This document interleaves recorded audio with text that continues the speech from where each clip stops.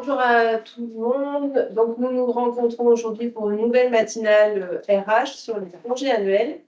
On a fait le choix de changer un peu de support puisque cette année, le Conseil statutaire, en partenariat avec le service communication du centre de gestion, a développé des nouveaux outils et qui traitent justement des congés annuels. Et on va se servir de ces nouveaux outils qu'on va vous présenter pour parler justement des congés annuels. Et normalement, avec l'ensemble de ces outils qui sont disponibles sur le site internet du centre de gestion, vous avez possibilité d'avoir l'ensemble des informations sur la réglementation des congés annuels qui a évolué cet été. Donc, on va commencer par vous montrer une vidéo que nous avons réalisée avec le service communication qui s'appelle Le statut en bref sur les congés annuels, donc disponible sur le site internet du centre de gestion. C'est dans la partie conseil statutaire, thème congés annuels. On va vous lancer la vidéo. Normalement, on a fait un test son avant, ça fonctionnait. S'il y a un souci, n'hésitez pas à nous dire.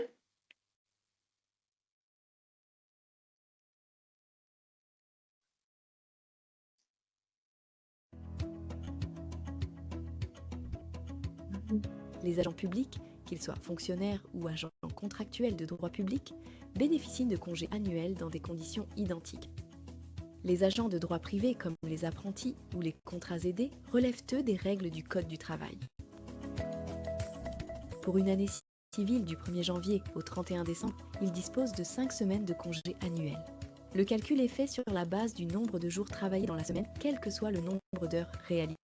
C'est ce qu'on appelle l'obligation hebdomadaire de service. Les congés sont attribués et décomptés en jours. Exemple, un agent travaille 5 jours par semaine, le lundi, le mardi, le mercredi, le jeudi et uniquement le vendredi matin. Il bénéficie pour l'année de 25 jours. Pour prendre une semaine de congé, il pose 5 jours. Cela signifie que pour le vendredi, une journée entière est décomptée. Si l'agent n'est pas en activité sur une année entière, son droit à congé est proratisé. Exemple, un agent est recruté pour 6 mois et a une obligation hebdomadaire de service de 5 jours. Il bénéficie de 12,5 jours de congé, c'est-à-dire 6/12e du droit annuel.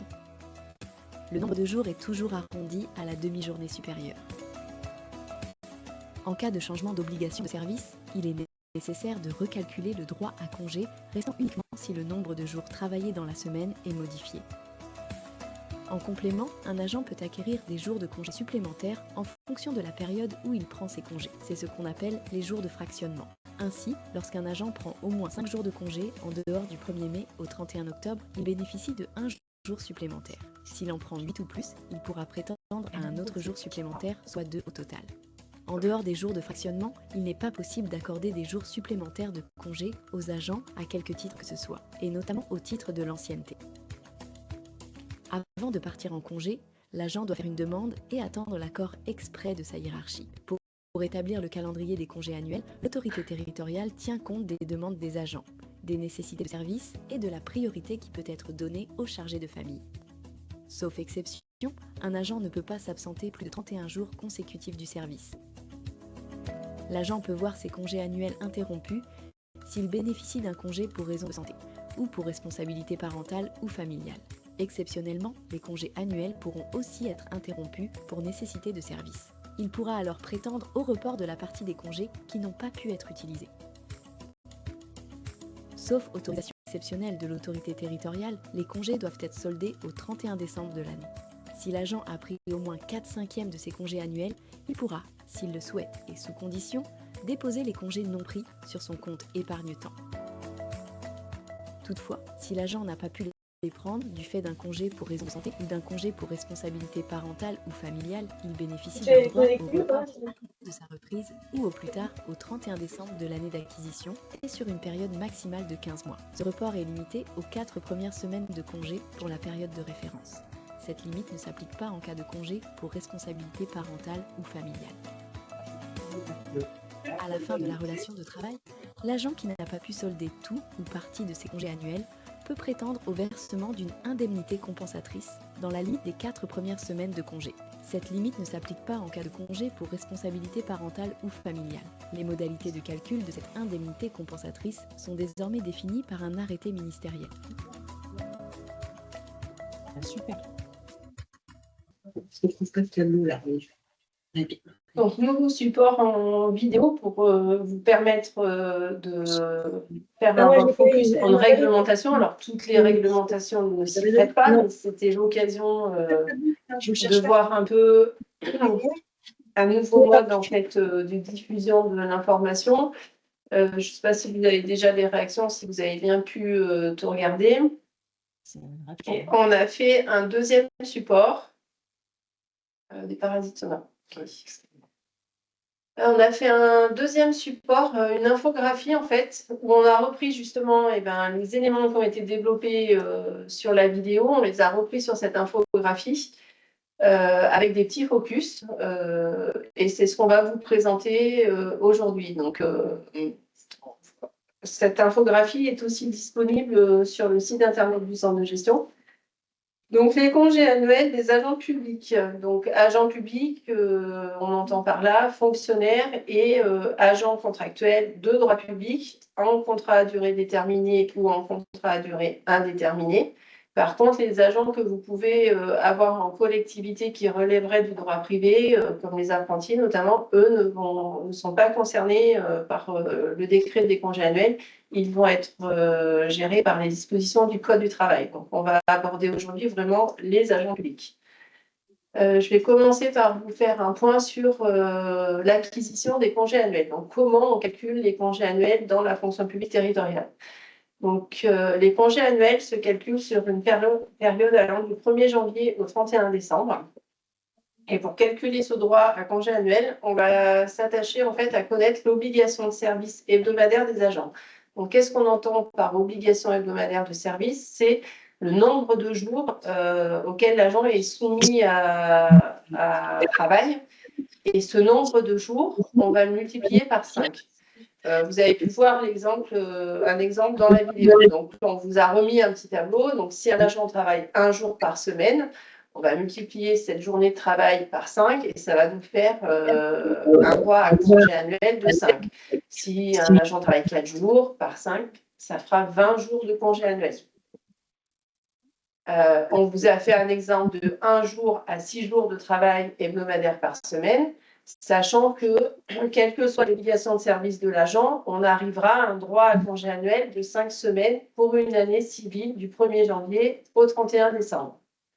Donc, on ne raisonne pas en heures dans la fonction publique, mais en jours de travail, en fait. Et comme vous avez pu voir dans la vidéo, quelqu'un qui va travailler pas tout le temps le même nombre d'heures par jour ou qui, par exemple, travaille 4 jours plus une demi-journée, on va raisonner en journée entière. Donc, on aura bien 5 fois le nombre de jours travaillés par l'agent. On a aussi un calcul à faire si vous recrutez quelqu'un ou que quelqu'un part en cours d'année, puisque comme je vous ai dit, donc, ça se calcule sur l'année civile du 1er janvier au 31 décembre. Donc, si vous avez un agent ou une agente qui n'est pas là toute l'année, il faudra calculer en 12e en fait, de prix. Sachant que dans la fonction publique, on fait toujours un arrondi à la demi-journée supérieure. Sur le site internet du centre de gestion, vous avez aussi un outil de calcul qui, donc, quand vous êtes sur l'infographie, vous pouvez cliquer sur la petite main, là, outil de calcul.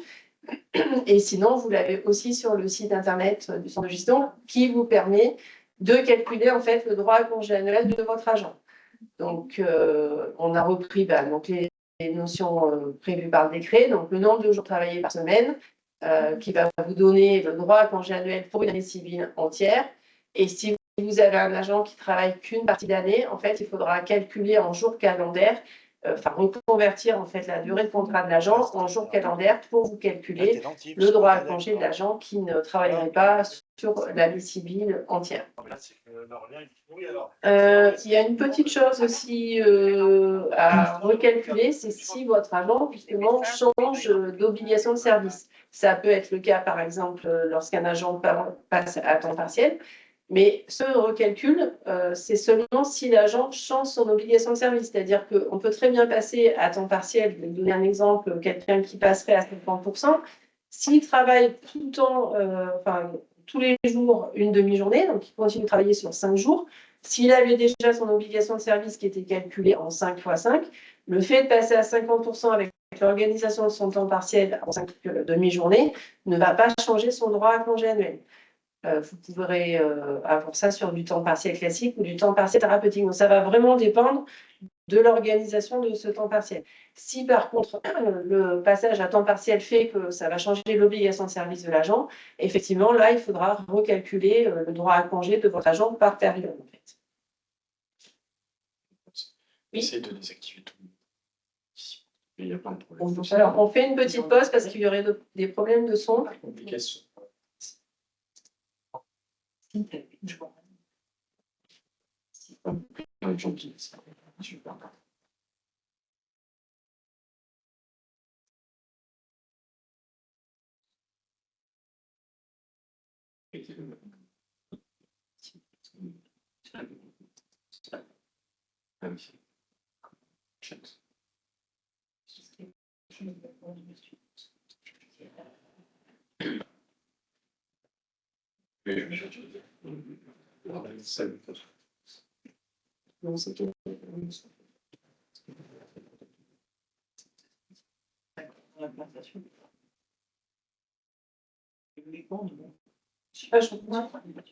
Donc, vous nous ferez savoir s'il y a toujours des problèmes de son. On va essayer de désactiver les paramètres.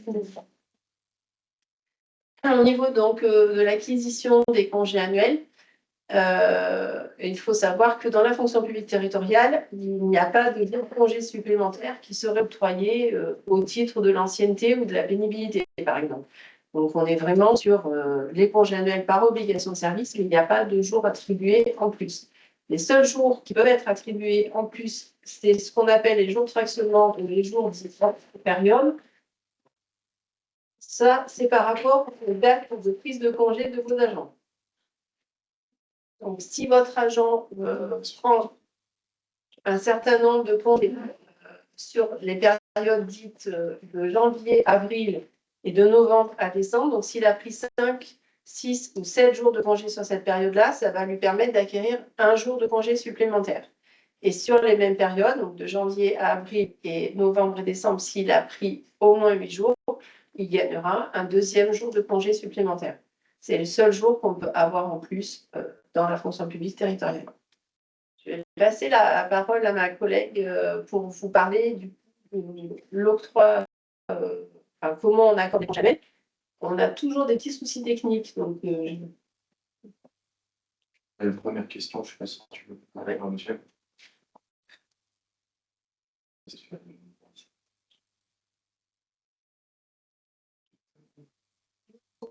on les fait au fur et à mesure. Oui. Alors, on a une question pour des agents annualisés qui dépendent d'un roulement et qui ont des semaines avec un nombre de jours différents. Comment est calculée l'obligation hebdomadaire? Les agents annualisés, normalement, en fait, ils ont un planning prévu sur l'année et comme tout agent, ils ont droit, eux également, à 5 semaines de congé. Ce que je vous disais tout à l'heure, en fait, quelle que soit l'obligation de service des agents, le calcul doit conduire à ce que l'agent ait 5 semaines, l'équivalent de 5 semaines de congé annuel. Donc, sur des agents annualisés, on va matérialiser sur leur planning l'équivalent de 5 semaines de congé annuel. Puisque à chaque fois qu'ils sont ou en activité basse ou sans activité pendant les vacances scolaires, ce n'est pas forcément du congé annuel, c'est de la récupération de leur temps de travail dû à l'annualisation. Donc du coup, il faut matérialiser 5 semaines de congé annuel du 1er janvier au 31 décembre.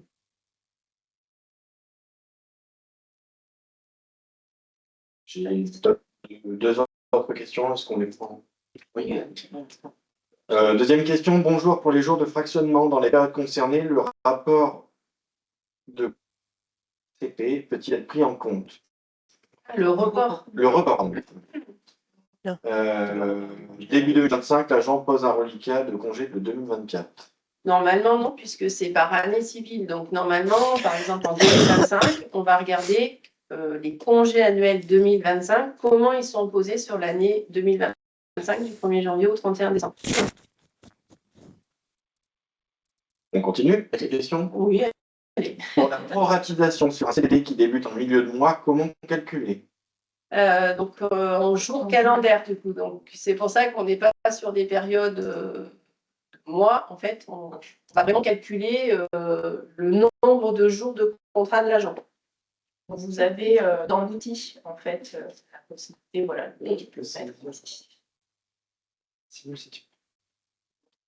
Si on calcule donc un agent qui travaillerait 5 jours par semaine,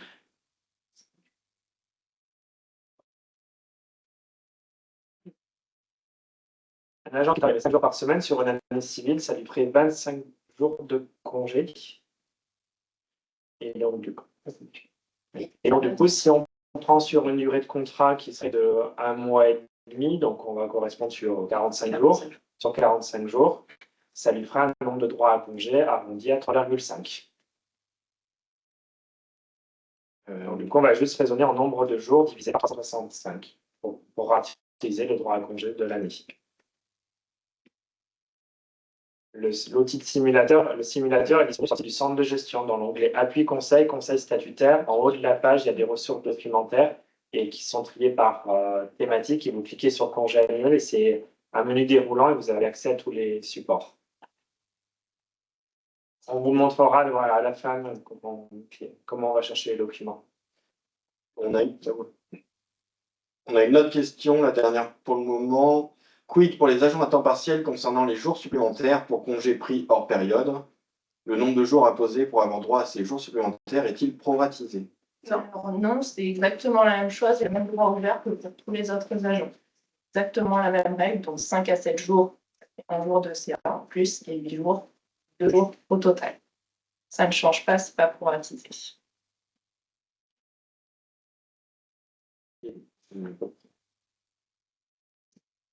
C'est que j'ai pour la mairie de Malintra, je pense qu'il manque un bout de la question.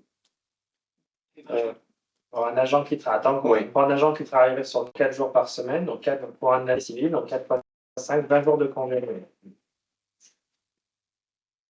Et c'est pas lié à la quantité de travail en heures, mais en jours travaillés. On apprécie les droits à congé. C'est ma collègue a expliqué en début de présentation.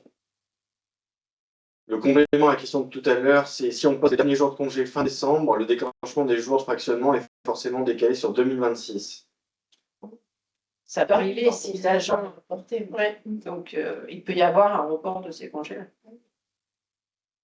L'agent ne les perd pas. La même question que tout à l'heure, je ne sais pas si Mme Dessy a réussi à répondre, les agents à temps partiel ont-ils droit au même nombre de jours de fractionnement? Oui, en fait, c'est les mêmes conditions pour poser les congés et voir s'ils ont acquis 1 ou 2 jours supplémentaires. Ouais, c'est bon, c'est bon. Très bien. Parfait. Je crois qu'on est bon. Allez, on passe au thème suivant. Il y en a une qui vient de tomber. Ah, On verra plus tard. Sur le report, on verra un petit peu plus tard. Oui, ça. Je vais vous parler donc de l'octroi des congés annuels après les calculs. Donc, comme elle vous l'a dit, le calcul des congés annuels se fait en fonction des obligations de service des agents, donc le nombre de jours travaillés dans la semaine. Et l'octroi se fera de la même façon, en fonction du nombre de jours que l'agent travaille dans la semaine. Donc, par exemple, l'agent qui travaille du lundi au jeudi, la journée et le vendredi matin, on va bien lui décompter 5 jours de congé. Il a droit à 5 fois 5, 25 jours de congé. Pour une semaine, on lui décompte 5 jours, donc une journée pour le vendredi. Les congés annuels sont octroyés donc sur demande de l'agent. On ne place pas un agent en congé annuel d'office. Donc il y a une demande de l'agent et surtout l'accord express de la hiérarchie. Donc, il faut bien formaliser les choses, en principe par écrit. Si l'agent s'absente sans accord et sans justificatif, il y a une absence de service fait. Pour établir le calendrier des congés, donc pour faire ce planning des congés sur l'année, c'est l'autorité territoriale qui doit faire des choix après consultation des agents, toujours après consultation des agents. Ces choix-là, elle va les faire en tenant compte des besoins du service, donc une nécessité de service. Elle pourra notamment imposer des périodes. On pense par exemple aux agents qui sont annualisés en fonction du calendrier scolaire. Les vacances sont plutôt prises pendant les vacances scolaires, en période basse en travail.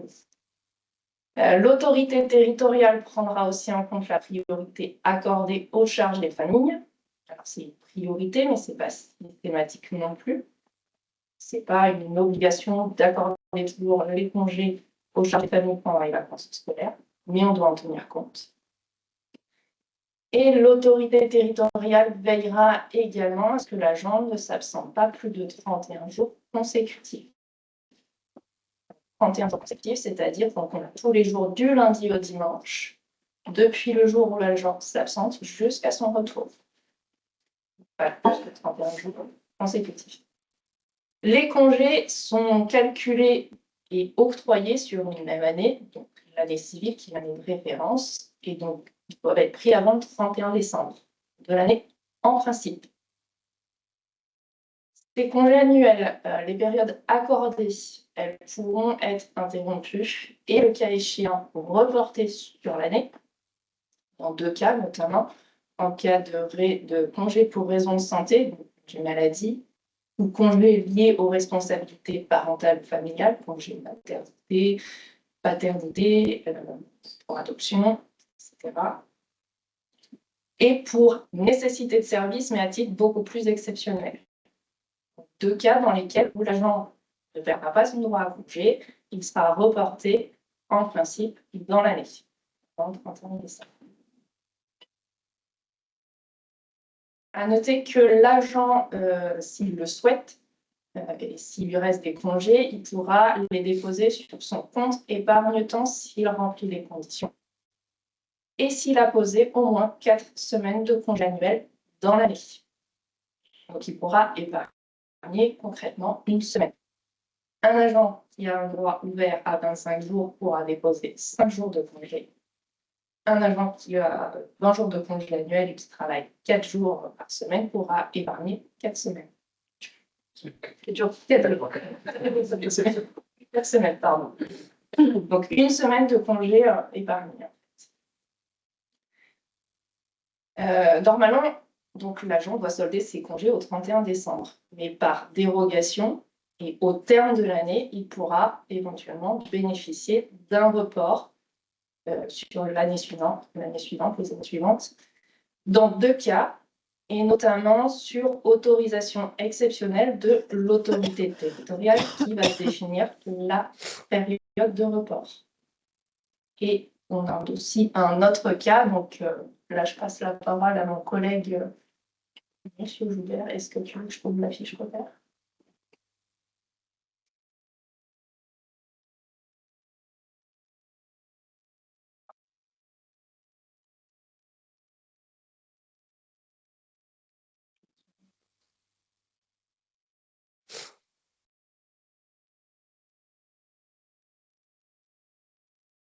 Ouais, donc, je vais vous présenter effectivement le droit au report des congés annuels qui n'ont pas pu être pris du fait des congés pour raison de santé. Donc, congés pour raison de santé au sens large, que ce soit de la maladie ordinaire, congé maladie, grave maladie pour les agents du régime général, le congé longue durée ou tout ce qui est congé imputable, notamment le CITIS.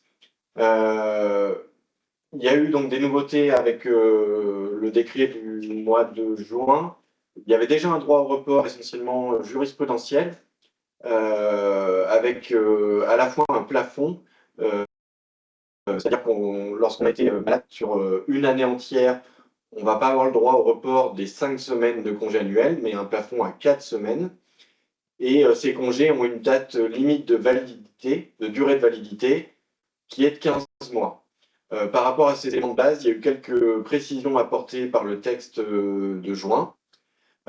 Déjà, donc, la grosse nouveauté à avoir en tête, c'est que les congés annuels qui ne sont pas pris avant le placement en congé maladie de l'agent restent valables à l'issue du congé maladie. Cela, entre guillemets, ils n'ont pas de fin de validité pour les congés annuels qui avaient été acquis et qui n'ont pas été soldés avant le départ en congé pour raison de santé. Ensuite, il y a les congés qui ne sont pas pris et qui sont acquis pendant le congé pour raison de santé. Ceux-là ont une durée de validité de 15 mois. On va retenir la règle de base, sachant qu'il y a une prolongation possible au-delà de ces 15 mois sur autorisation exceptionnelle de l'autorité territoriale. Le point de départ de ces 15 mois, là aussi c'est une petite nouveauté, c'est soit la date de reprise de l'agent, après son congé maladie, soit au 31 décembre de l'année d'acquisition, lorsqu'il n'y a pas de reprise. Je vais essayer d'illustrer avec une question qu'il y a dans le chat sur un agent en CLD depuis mai 2024, comment gérer son report de congé. Donc mai 2024, ça veut dire qu'il avait au moins 4/12e de ses congés, janvier, février, mars, avril, qui ont été acquis avant son départ en congé et qui n'ont peut-être pas pu être pris. Donc là, la question déjà, tout au long du congé longue durée, ça va être de consigner quelque part le nombre de congés annuels de janvier 2024 à la date de départ en congé, sachant que ces congés seront encore valables quand l'agent reprendra ou s'il ne reprend pas à sa date de radiation des cadres. Ensuite, il y a des congés que l'agent acquiert pendant son congé longue durée. Donc, par exemple, il y a des congés entre mai 2024 et le 31 décembre 2024. Ce qu'on comprend dans la question, c'est que l'agent n'a pas repris depuis. Là, nous sommes fin 2025. Ces congés de 2024 qui ont été acquis pendant le congé de maladie sont valables jusqu'au 15 mois après le 31 décembre 2024, puisque l'agent n'a pas repris, donc jusqu'au 31 mars 2026. Les congés 2025, si on admet que l'agent ne reprend pas en 2025, vont être valables jusqu'au 31 mars 2027, donc 15 mois après le 31 décembre 2025.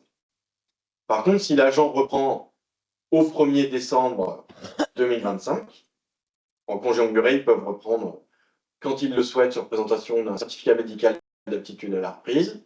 L'agent reprend au 1er décembre 2025. Il dispose d'un certain nombre de congés à poser. Donc, les congés de 2024, eux, sont valables jusqu'au 31 mars 2026. Donc, il faut qu'ils les prennent. Et les congés de 2025 sont valables 15 mois à partir du 1er décembre 2025, puisque c'est la date de reprise de l'agent hypothétique. J'espère qu'en ayant illustré avec cet exemple, ça vous aide. Donc là, normalement, à l'écran, vous avez une frise pour un agent qui a été placé en congé de raison de santé le 25 mars 2024. Donc, il a 6 jours avant le 25 mars 2024 qu'il a généré en étant en service, et il en a pris 2. Donc, il y a 4 jours qui restent valables pendant toute la durée de son congé de maladie et qu'il va pouvoir prendre à l'issue. Ensuite, il y a des congés 2024, donc 19, qu'il génère pendant son congé pour raison de santé. Il ne reprend pas avant fin 2024, donc ceux-là, ils sont valables 15 mois à partir du 31 décembre 2024. Et ensuite, il va reprendre cet agent en 2025, puisqu'il va reprendre le 1er juin. Donc là, les 10 premiers congés annuels sont valables 15 mois à partir de sa date de reprise, donc le 1er juin 2025. Donc, il peut les prendre jusqu'au 31 août 2026. Et ensuite, il y a 15 congés annuels. Il génère alors qu'il a repris. Là, normalement, comme vous l'ont expliqué mes collègues, il n'y a pas de report possible sauf autorisation exceptionnelle. Donc, c'est 15 CA. Il doit les prendre avant le 31 décembre 2025. Tout ça pour dire que les agents en congé pour raison de santé long, il est bien de leur faire au moins une fois par an un état des congés annuels et de leur date de limite de validité. Donc là, on pourrait se dire que cet agent en congé pour raison de santé à partir du 25 mars 2024, eh bien, au 31 décembre 2024, on lui fait un état pour lui dire que les 4 CA qu'il avait avant de partir en maladie sont valables pour une durée indéterminée, que les 19 CA de 2024 sont valables jusqu'au 31 mars 2026, et lui faire cet état chaque année pour qu'il puisse comprendre, soit à sa date de reprise, soit à sa date de radiation des cadres, l'état des congés annuels qui seront encore valables, et éventuellement, en cas de radiation des cadres, qu'il puisse comprendre le nombre de congés qui lui sont indemnisés. On y viendra un petit peu plus loin. Est-ce qu'il y a des questions là-dessus?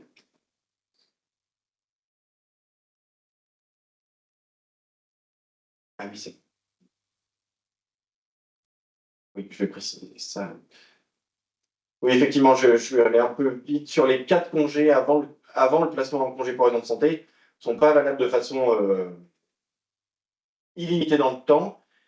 Ils sont encore valables à la date de reprise de l'agent avec une durée de validité de 15 mois à compter de cette reprise. La nouveauté, c'est qu'ils sont encore valables à la reprise de l'agent avec une durée de validité de 15 mois.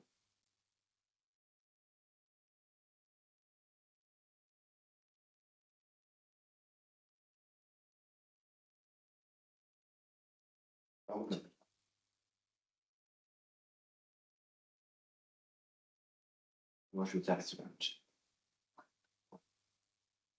ouais, on s'est arrêté. Est-ce qu'on revient sur une question? Mais c'est plutôt pour vous. Ouais, allez. Donc, je vais revenir sur les questions dans le chat. Un agent travaillant à raison de 28h75, mais bon, ça affiche un petit peu, sur un roulement de 2 semaines, travaille un week-end sur 2. Quels sont ses droits à CA en jours? Il travaille des jours 6 heures, des jours 3h30 et des jours en 8h30. Alors, vu qu'on n'a pas le détail des jours, je pense que je ne vais pas pouvoir répondre. Mais en tout cas, ça ne dépend pas de son temps de travail, mais vraiment du nombre de jours travaillés dans la semaine. Alors, quand il y a des obligations de service qui changent chaque semaine, on peut faire une moyenne entre les 2 semaines. Par exemple, si c'est 4 jours, 5 jours, ça fera 4,5 fois 5. Ça pourrait être ça. Après, on peut faire comme ça, on peut aussi calculer sur l'obligation la plus forte, mais il faudra aussi décompter les congés annuels. Par exemple, s'il y a des semaines où il travaille 6 jours et des semaines où il travaille 5 jours, vous pouvez faire sur 6 jours, mais ça veut dire que quelle que soit la semaine où l'agent va poser ses congés, on décomptera sur 6 jours. En fait, on doit toujours garantir l'équivalent de 5 semaines à l'agent. Donc, quand il y a des cycles comme ça qui ne sont pas forcément réguliers, il faut s'attacher à ce que l'agent ne soit pas lésé et ne soit pas non plus bénéficiaire de plus de congés qu'il ne devrait, donc l'équivalent de 5 semaines. Mais en tout cas, ne vous attachez pas à son temps de travail, au nombre d'heures de la journée. En fait. Que sa journée fasse 8 heures ou 1 heure, c'est une journée de travail en fait. Dans le même esprit, on va dire, peut-on revenir sur un agent qui travaille 4,5 jours par semaine, on calcule 5 fois 5 égale 25 jours de congé. Oui. Donc, Fargin a bien compris. La base, c'est la journée, en fait, le congé annuel.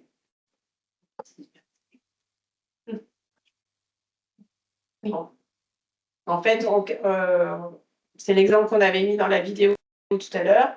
Donc, pour calculer le droit à congé et après pour le décompter, donc c'est 5 fois les obligations de service. Donc, quelqu'un qui va travailler 4 jours entiers et une demi-journée, si on lui calcule que ça fait 25 jours, on fait 5 fois 5 jours.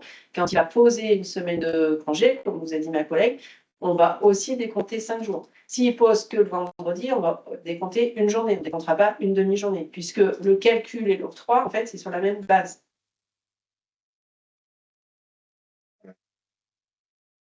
J'ai 2 questions sur l'utilisation des congés. Un agent en congé à cheval sur décembre et janvier, comment on compte les 31 jours consécutifs dans la mesure où 2 années civiles sont concernées? Ça change rien. C'est les 31 jours, ça change rien. Que ce soit à cheval ou pas, c'est 31 jours consécutifs. Voilà. Un agent stagiaire peut-il abonder son CET? Non, ils ne sont pas bénéficiaires du CET. La réponse c'est non. Ça c'est bon.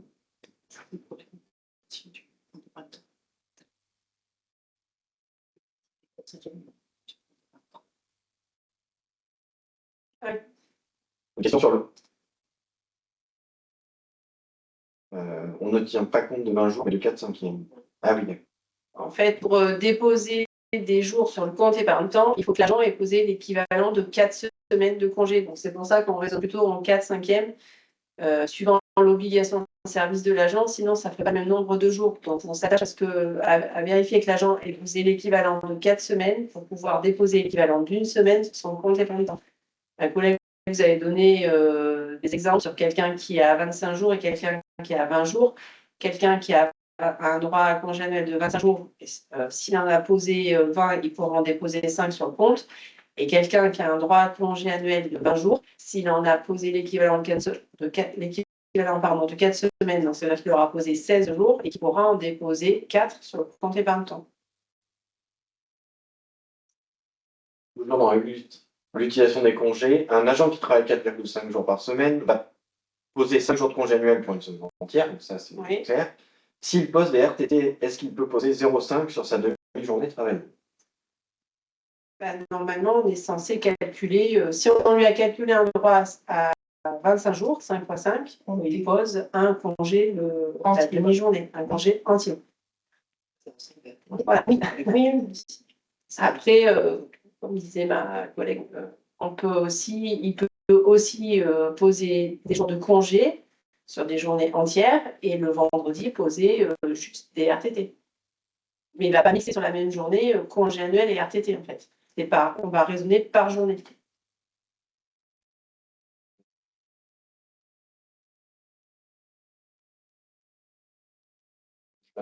Peut-on accorder des congés à un agent contractuel en CMO de plus de 6 mois pour compenser une perte de salaire et qui part en retraite en janvier 26? Peut-on accorder? Oui, alors la règle de base, c'est qu'un agent, pour utiliser des congés annuels, doit être apte à travailler. Donc, a priori, s'il est en CMO depuis plus de 6 mois, il n'a plus de droit, quelle que soit son ancienneté, il n'a plus de droit à congé maladie rémunéré. Donc, je pense que c'est ça la problématique, c'est que l'agent se retrouve en congé sans traitement. Et du coup, est-ce qu'il pourrait utiliser des congés annuels? À minima, il faudrait qu'il présente un certificat comme quoi il est apte à reprendre pour pouvoir utiliser ses congés annuels. Deuxièmement, pour être placé en congé sans traitement, normalement, il doit avoir fait l'objet d'un avis d'un médecin agréé constatant qu'une aptitude n'est que temporaire, parce que si elle est définitive, il doit être licencié pour une aptitude physique. Là, je pense à un dossier qui devrait être repris peut-être par mes soins, par un appel téléphonique. Voilà, il faudrait regarder d'un petit peu plus près. Normalement, le congé annuel n'est pas là pour redonner de la rémunération à l'agent qui l'a perdu du fait de la maladie.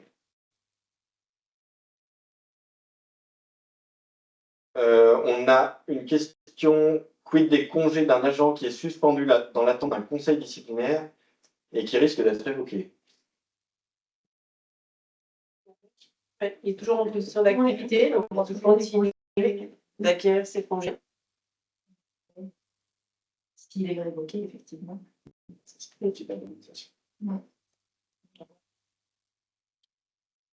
Question CET. Bonjour, nous proposons souvent aux agents de poser les CA reportés sur le CET. Est-ce possible légalement?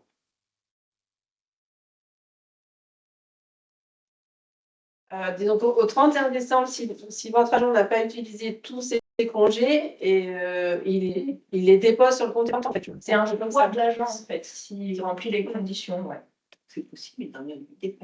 Oui, et dans la limite, le CET, il y a un plafond, c'est 60 jours. À partir du moment où il remplit toutes les conditions, c'est de son choix, effectivement, de les reporter. Et pour déposer sur le compte épargne-temps, c'est dans la limite de l'équivalent d'une semaine, quoi. Et l'ouverture d'un compte épargne-temps, elle est de droit pour l'agent. Après, la collectivité ne peut pas imposer de poser les congés sur le CET. Alors, pas tous, parce que du coup, la question, c'est sur les CA reportés en cas de maladie. Ah, ok. Ah oui,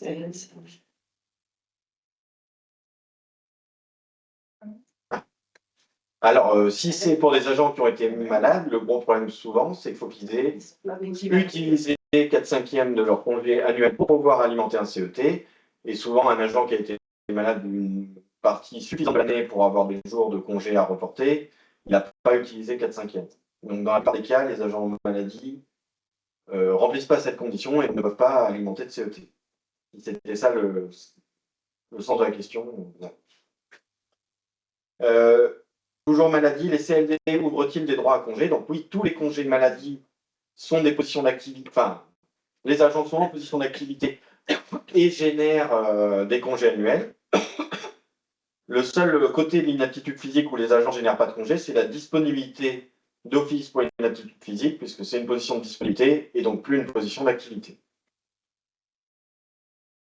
Là, c'est plutôt une remarque. C'est compliqué pour les agents annuités pour décompter les heures de travail plus le report des congés. Oui, je crois qu'on peut dire oui. C'est au cas par cas. Dans le même sens que l'action présente, les congés acquis lors d'un congé pour raison de santé peuvent-ils être épargnés dans un CET pour éviter de les perdre? Oui, si l'agent a posé 4/5 de ses congés annuels. Et donc souvent, ce n'est pas le cas. Même question en dessous, on vient de répondre. Les documents présentés et les fichiers d'exemple, donc tout ce qu'on a présenté est sur le site internet et on montrera à la fin le chemin d'accès Alors, question un peu. On va revenir un peu sur ce qu'on a dit tout à l'heure. Les ATSEM travaillent sur 4 jours pendant le temps scolaire, 5 jours pendant les vacances scolaires. Comment calculer les droits? Ben, on pourra prendre les 4 jours, en fait, puisque c'est ce qu'elles font le plus, a priori, et faire 4 fois 5. 20 jours de congé annuel sur l'année. À condition que, quelle que soit la semaine que pose l'agent, on enlève 5 jours. 4 jours pour le coup. 4 jours. Voilà, 4 jours. Et puis, il faut bien se rappeler que il y a un temps de travail aussi à respecter sur l'année. Donc, 1607 heures, où on a décompté déjà les congés annuels, qui sont proratisés aussi en fonction du temps de travail de l'agent. Est-ce que les jours fractionnés non pris peuvent être déposés sur un CET? Oui, les congés de fractionnement peuvent être alimentés sur le CET, soit 1 jour ou 2 jours. Bon, je pose. Un agent qui était en CDD avait ouvert un CET, a depuis été nommé stagiaire, il ne peut pas poser sur le CET pour l'interrogation. Pendant la durée du stage, il peut pas. Il peut pas, mais il perd pas ses droits pour autant. Une question pour moi. Qu'en est-il des agents en CDD depuis 3 ans, par exemple? C'est la même logique que celle qui est encore à l'écran, je pense. Moi, je conseille donc chaque année de faire un état des congés annuels qui sont valables, de leur date limite de validité. Et après, donc ça c'est bien de le faire au 31 décembre.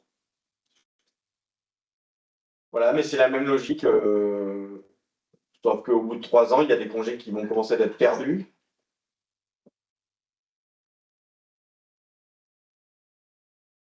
On jette un exemple de ce cas de figure.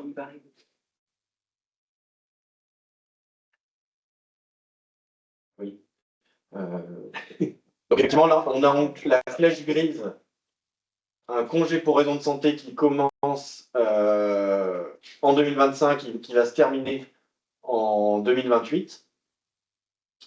Donc on a toujours en rouge, avant 2025, les 12,5 CA qui sont acquis sur une période travaillée en fait par l'agent et qui vont avoir une durée de validité de 15 mois après la reprise de l'agent. Donc ça, ils sont vraiment encore valables à la fin.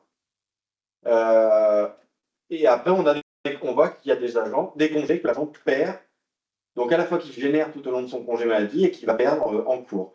Donc par exemple, la deuxième moitié de 2025, la période rouge un petit peu plus claire, elle s'achève, le report de ces congés va s'achever 15 mois après le 31 décembre 2025. Donc ces congés vont être perdus le 31 mars 2027, puisqu'à cette date, l'agent n'aura pas repris, il sera encore en congé, a priori, soit longue maladie, soit longue durée. Pareil pour 2026. Là, l'agent génère 25 CA. Il ne peut, vu qu'il ne reprend pas en 2026, il ne peut en reporter que 20. Donc on est sur des agents qui travaillent 5 jours par semaine, donc ils ont 25 CA. Le droit au report est limité à 4 semaines, donc 20 CA. Vu que notre agent va reprendre, je crois, en octobre, celui-ci 2028, il va avoir perdu tous ses congés de 2026, puisqu'ils ont une date limite de fin de validité au 31 mars 2028. Par contre, en 2027, il génère 25 CA, il ne reprend pas en 2027, donc il n'en reporte que 20, 4 semaines, et cela, il va pouvoir les utiliser puisqu'ils sont valables jusqu'au 31 mars 2029. On retrouve toujours cette logique. Donc celui-ci, du coup, quand il reprend le 1er octobre 2028, il bénéficie des 6 CA qu'il n'avait pas pris avant de partir en maladie. Il bénéficie de 20 CA au titre de l'année 2027, en juin. Il bénéficie d'une partie de ses congés de 2028 avant sa reprise, pendant qu'il était en maladie. Donc cela, il doit avoir jusqu'en 31 décembre 2029, donc 15 mois après sa date de reprise. Il y a par contre les 6 CA qu'il génère entre sa date de reprise et le 31 décembre, qui doivent normalement être pris avant la fin de l'année de reprise. Sauf report exceptionnel accordé par l'autorité.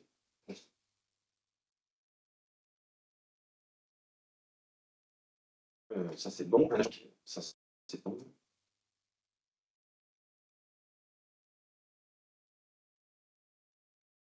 L'indemnisation y vient après. C'est bon pour nous.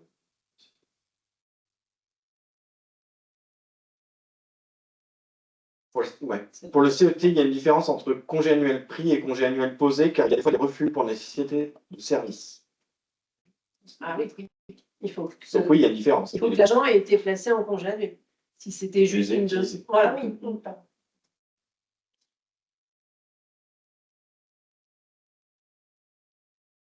Pour clarifier votre propos sur la question de tout à l'heure, sur le demi-congé, si sur une même journée de congé, nous ne pouvons pas cumuler un RTT et un congé annuel, donc ça on est d'accord, il est possible de prendre une demi-journée de RTT, par exemple sur un vendredi après-midi et le vendredi matin et travailler. Oui, Oui. c'est bien. Votre règlement sur en interne sur le web.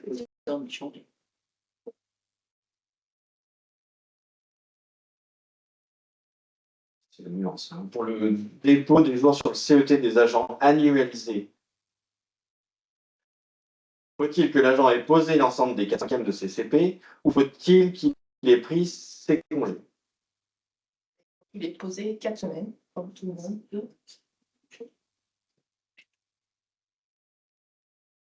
Je voudrais préciser la question pour qu'on raille sur les morts.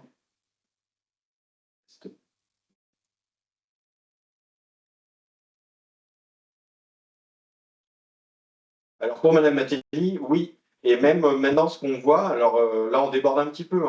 Donc l'idée, c'est que effectivement, tout ce qu'on vient de voir, la frise, ça fait énormément de congés annuels potentiellement à prendre par l'agent à son retour de congé maladie. Encore plus quand l'agent, enfin, en termes d'organisation du travail, c'est encore plus compliqué quand l'agent reprend en temps partiel thérapeutique, sachant que quand le temps partiel change l'obligation de travail, on va revoir quand même le nombre de jours reportés finalement, parce que cette base va être adaptée au nouveau temps de travail de l'agent. Par contre, ce qu'on voit, c'est que désormais, il n'y a plus besoin d'être préalablement placé en maladie pour bénéficier d'un temps partiel thérapeutique. Donc, on commence à avoir des agents qui commencent par solder leur congé maladie, c'est-à-dire, par exemple, en poser 2 par semaine pour moins travailler, et qui, une fois après avoir posé ses congés annuels, demandent le temps partiel thérapeutique. Mais oui, je suis d'accord avec vous.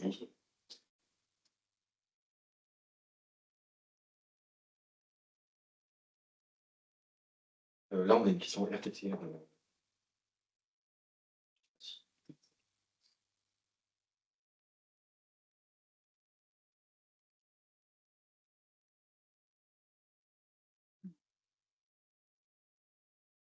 Sur la question sur les RTT, vous pouvez l'envoyer par mail à juridique@cdg63.fr ou nous contacter cet après-midi. On ne va pas traiter de ce cas-là.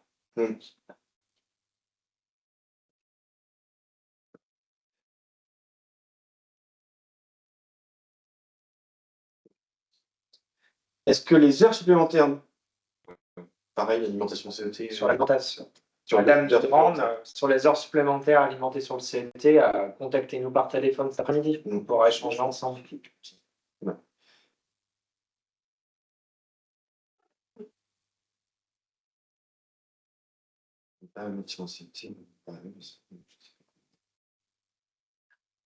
Pour toute question de gestion des congés, des CET sur vos logiciels métiers, contactez vos éditeurs de logiciels. Ce ne sera pas le centre de gestion qui pourra vous accompagner. Après, par contre, on peut quand même refaire un point pour être sûr de votre report pour Madame Mattei. Recalculer votre report, mais une fois que le calcul est certain, il faut le porter au logiciel et qu'il nous l'intègre correctement. Après, peut-être que les logiciels vont se mettre à jour avec le... Peut-être. Il y a toujours cette question de prix ou posé pour pouvoir déposer sur un CET. On a bien dit des congés qui doivent être utilisés. Non, soit par Donc, pendant 4 semaines. Posé, c'est la même chose. Mais posé qui peuvent être Demander, c'est pas la même chose. Il ne faut pas juste que l'agent ait fait la demande à un moment donné, qu'il y ait eu un refus en fait. Il faut vraiment qu'il soit parti de 4 semaines en congé. Après, ça soulève peut-être un cas spécifique qui doit être exempt. C'est peut-être un appel. Mais moi, je suis beaucoup les questions.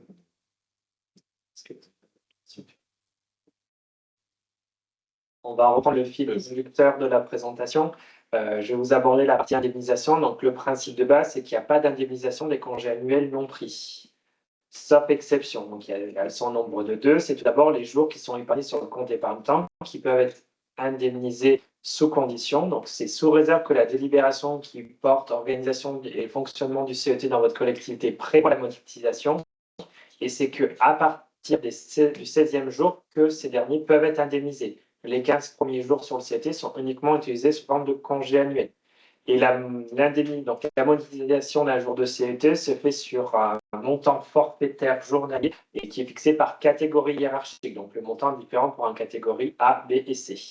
Et la deuxième exception à l'indemnisation, c'est si un agent n'a pas pu prendre tout ou partie de ses congés suite à un congé pour raison de santé, congé lié aux responsabilités parentales, familiales ou pour nécessité de service indépendamment de sa volonté, au moment de la fin de la relation de travail, il pourra percevoir une indemnité compensatrice. Les motifs de fin de relation de travail ne sont pas définis par la réglementation, donc c'est plutôt des éléments jurisprudentiels ou par interprétation. On va retrouver les fins de contrat, les ruptures conventionnelles, les licenciements, les démissions notamment. L'évolution qui est intervenue à l'été et en 2025, c'est qu'aussi maintenant il y a un arrêté qui fixe les modalités, l'assiette et la règle de calcul des congés annuels non pris au moment de la fin de relation de travail. Et cette règle de calcul s'applique à la fois pour les agents fonctionnaires que pour les agents contractuels.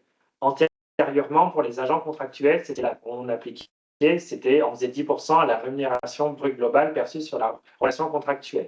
Donc maintenant, la règle de calcul, c'est pour un congé non pris, on va apprécier une rémunération mensuelle brute multipliée par 12 et ensuite on va diviser par 250, ce qui donnera l'indemnité pour un CA non pris qu'il faudra multiplier par le nombre de congés non pris. Il y a toutefois une limitation qui est prévue, qui est de 4 semaines. On ne peut pas indemniser plus de 4 semaines de congés annuels par période de référence, donc par année civile. Toutefois, ce plafond ne s'applique pas pour des CA qui n'ont pas été pris du fait d'un congé pour responsabilité parentale ou familiale. On vous a fait pour cela un simulateur Excel. On va développer un peu plus la rémunération brute mensuelle. En fait, on va partir de là. En fait, s'il s'agit de la dernière rémunération qui a été versée au titre de l'exercice effectif des fonctions sur un mois complet.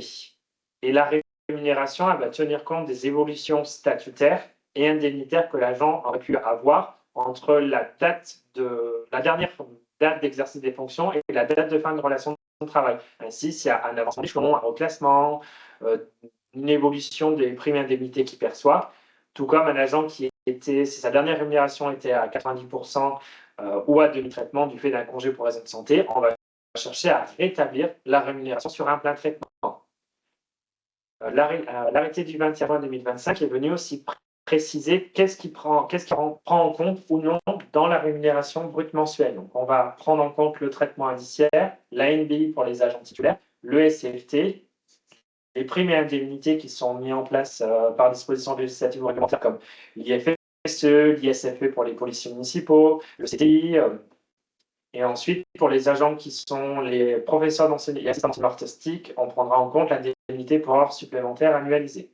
À l'inverse, ne vont pas notamment être pris en compte tout ce qui est les primes et indemnités de la valeur de servir, donc le CIA, la participation employeur à la protection sociale complémentaire pour la santé et pour la prévoyance, les indemnités liées à l'organisation du travail, au dépassement effectif des cycles de travail, comme les indemnités horaires pour travaux supplémentaires, les heures complémentaires, les majorations pour heures de travail de samedi et dimanche et jours fériés, et ainsi que tout ce qui relève par exemple des remboursements de frais, frais de déplacement, frais de repas, forfait mobilité, indemnité forfaitaire de télétravail. Donc, on va peut-être poser sur un exemple. Si on prend sur une rémunération mensuelle brute, admettons, d'un agent qui touche 2 000 euros,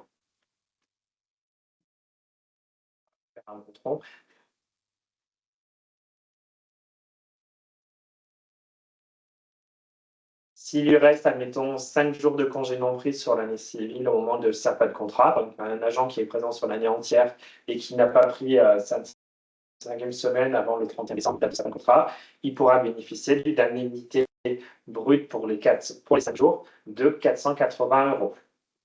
Cette indemnité est brute, donc elle va être soumise à cotisation et contribution sociale qui dépendra en fonction si c'est un agent CNR ou un agent Arcantec. Donc sur un CNR, ce sera la CSG, CRDS et le RAF. Et après, pour un agent Arcantec, ce sera toutes les cotisations salariales. Et cette indemnité est également assujettie à l'impôt sur le revenu.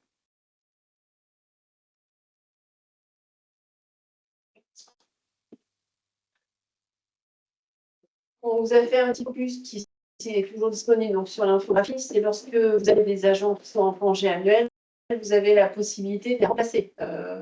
Donc ça, c'est prévu dans les cas de recrutement des agents contractuels.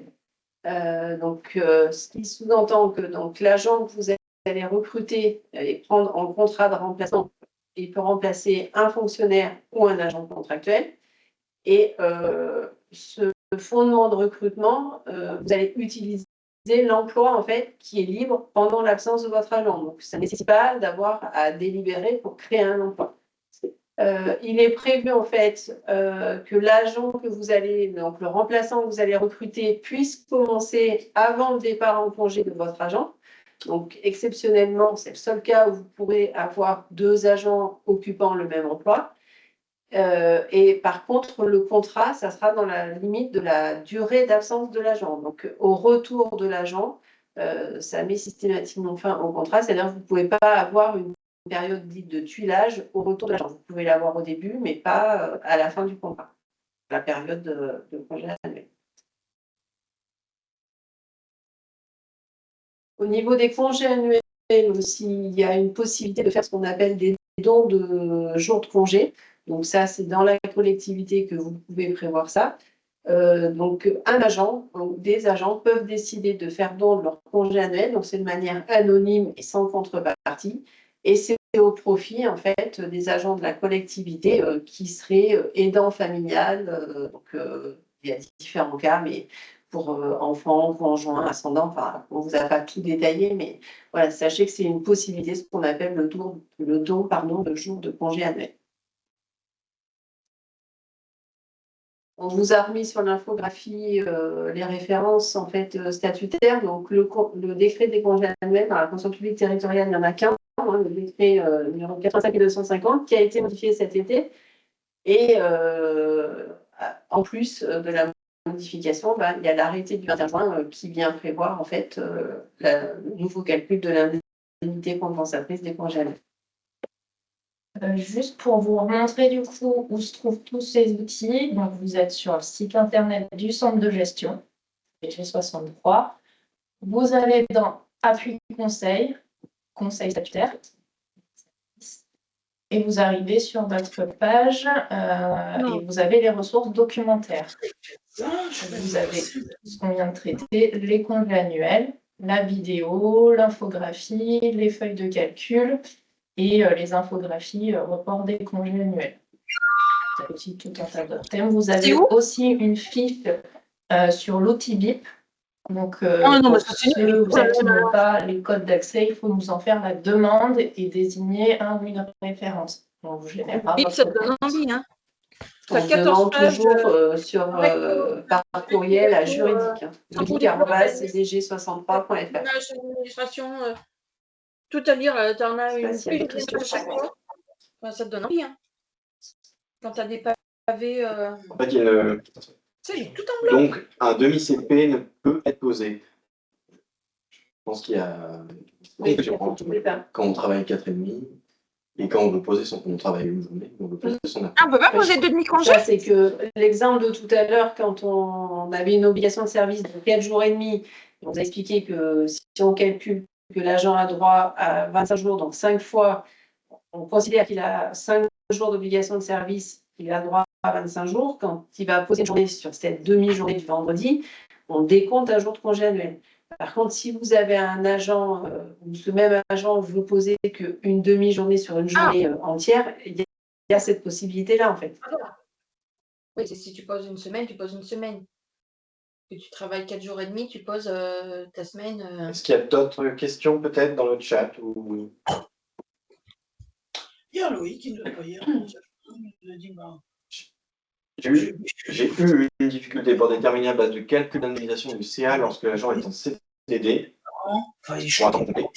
et un mois non complet également, avec juste un salaire indemnitaire, pas de prime. Si vous voulez qu'on échange sur ce calcul-là, n'hésitez pas à nous contacter. C'est quelque chose qu'on peut faire par téléphone, ensemble, à partir du simulateur. On va pas faire là, il faut les éléments, la date de compte, la durée de contrat, les éléments de rémunération. Pourquoi? L'agent qui est en CMO et qui part à la retraite au 1er février 2026, elle n'aura pas la possibilité de liquider son CET, sur lequel il y a 17 jours. Donc sur le CET, il faut bien que la délibération prévoie l'indemnisation et pas, ça ne concernera pas les 15 premiers jours. Un agent. Pouvez-vous expliquer à nouveau, lorsqu'un agent travaille une semaine sur 4 jours et une semaine sur 5 jours, comment calculer son nombre de congés? Merci.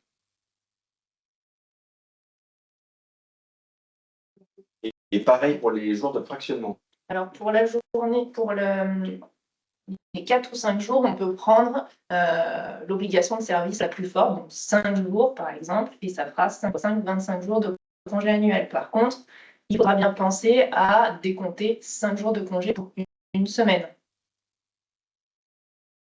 L'agent pose sur sa semaine où il travaille habituellement 4 jours ou sur sa semaine où il travaille habituellement 4 jours. C'est pour cette option-là. C'est la même règle pour calculer, pour décompter. C'est surtout ça.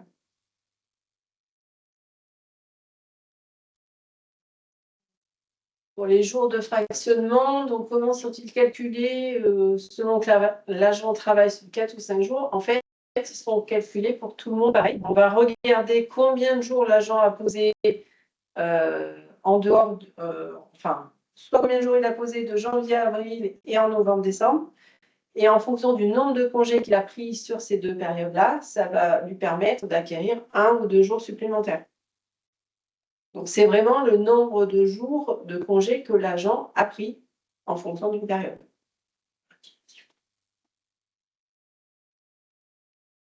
La mise en place d'un CET est-elle obligatoire? Oui, sur demande de l'agent, en fait, c'est les agents qui peuvent demander à ouvrir un compte épargne-temps. Et dès l'instant où vous avez une demande, il y a une obligation Que vous ayez un compte épargne-temps, que vous ayez délibéré ou pas. Votre délibération sur le CET va vous permettre de définir les modalités d'utilisation et notamment si vous prévoyez la monétisation à partir du 16e jour et si vous autorisez la pose sur le CET des heures de récupération, par exemple, ou heures supplémentaires ou heures complémentaires. Les 15 premiers jours sur le CET, c'est perdu pour l'agent lorsqu'il part à retraite. En tout cas, ils ne peuvent pas être indemnisés. Après, ça dépend de sa situation. S'il peut les utiliser en les posant, et à la limite, s'il est que en maladie ordinaire, un certificat de reprise, il pose ses 15 jours de CET. Hein. C'est possible aussi. Un agent non maladie depuis 3 ans et qui va partir à la retraite à la suite, alors que ce soit retraite normale ou retraite pour invalidité, oui, c'est un motif de fin d'engagement, de rupture d'engagement auprès de l'employeur, et du coup, oui, ça donne droit à l'indemnisation des congés annuels encore valables à la fin, à la date de radiation des cadres, et qui n'ont pas pu être pris du fait de ce congé maladie. Le nouveau mode de calcul de paiement des CA semble bien moins avantageux que précédemment. C'est juste qu'on apprécie une rémunération pour un jour de congé, c'est comme si l'agent avait posé ses congés, il aurait bénéficié de cette rémunération-là. Donc. Après, l'agent est dans tous les cas pas perdant, parce qu'il est quand même indemnisé au minimum à hauteur de ce qu'il touche sur un 30e. Donc, c'est voire même légèrement plus avantageux qu'un 30e. Pour l'indemnisation, un agent au départ de son CLM était à tel indice, à la fin, il est à tel indice. Oui, on prend bien l'indice de fin. Pour le montant de la rémunération brute. Même en CMO, on ne pourra pas payer les jours qui sont sur le CET. Il faut que ce soit prévu dans la délibération et que l'agent, de toute façon, ce sera toujours au-delà des 15 jours.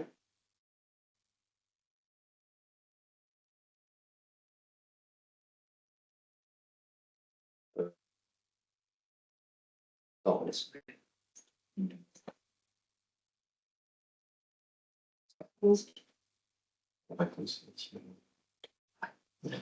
un CDD de 6 mois renouvelé, doit-on payer indemnité compensatrice ou reporter les congés annuels? Renouvelé. Alors, logiquement, les congés sont calculés par contrat et doivent être soldés à la fin du contrat. Après, entente pour être reporté sur contrat suivant. Dans notre règlement intérieur, nous avons spécifié 20 jours à prendre de congé annuel sans différenciation sur l'année et non 4/5e. Par conséquent, nous appliquons 20 jours à tout le monde. Alors non, il faudra bien recalculer, pour donc le CET, il faudra bien recalculer en 4/5e, parce qu'un agent qui a que 20 jours de congé annuel parce qu'il travaille 4 jours de semaine, ce sera bien 16 jours qu'il devra poser et 4 jours qu'il pourra épargner. Est-ce qu'il reste des questions? Non. À mon sens, oui. Oui. Oui, pour la modification du règlement intérieur. Un contractuel peut avoir un compte 20 ans, oui. Oui. C'est les agents stagiaires qui ne peuvent pas, et contractuels, il y a certaines conditions. Un contractuel peut-il avoir un CET? Oui, Oui, sous condition. Pour commune rendant, je pense qu'il faudrait faire une demande par courriel auprès du service juridique. Parce que c'est du cas par cas. Ça peut être plus compliqué parfois sur le calcul des congés, avec des obligations qui changent. Est-ce qu'il y a toujours pour le CET, est-ce qu'il y a un minimum de présence pour ouvrir un CET? Oui, mais Oui, il faudra qu'on vérifie. Oui. je suis sûr. Vous pouvez nous reposer la question si vous voulez par écrit ou par téléphone, on vérifiera ensemble. Un agent qui part en dispo pour exercer une activité privée pour 5 ans sans délibération précisant la possibilité de payer ses jours de CET, perd-il ses jours? Oui, si elle ne réintègre pas à un moment donné, ces jours seront perdus.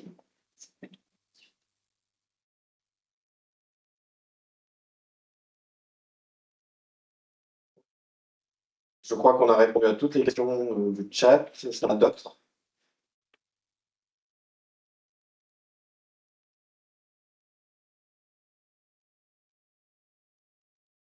N'hésitez pas à revenir vers nous par téléphone ou par mail si vous avez besoin soit de regarder un cas particulier, soit si vous avez besoin d'éclaircissement sur ce qu'on a abordé ce matin. Après, tous les documents sont en ligne sur le site.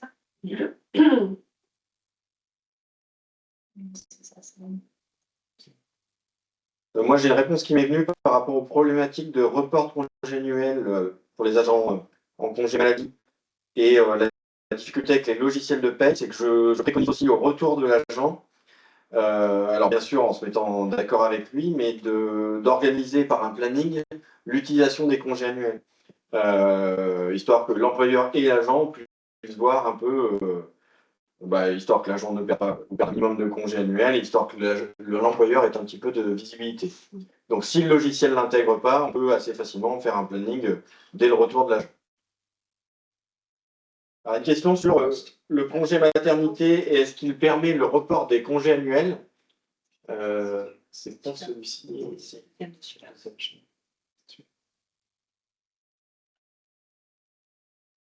Ah oui, si, oui, c'est sûr.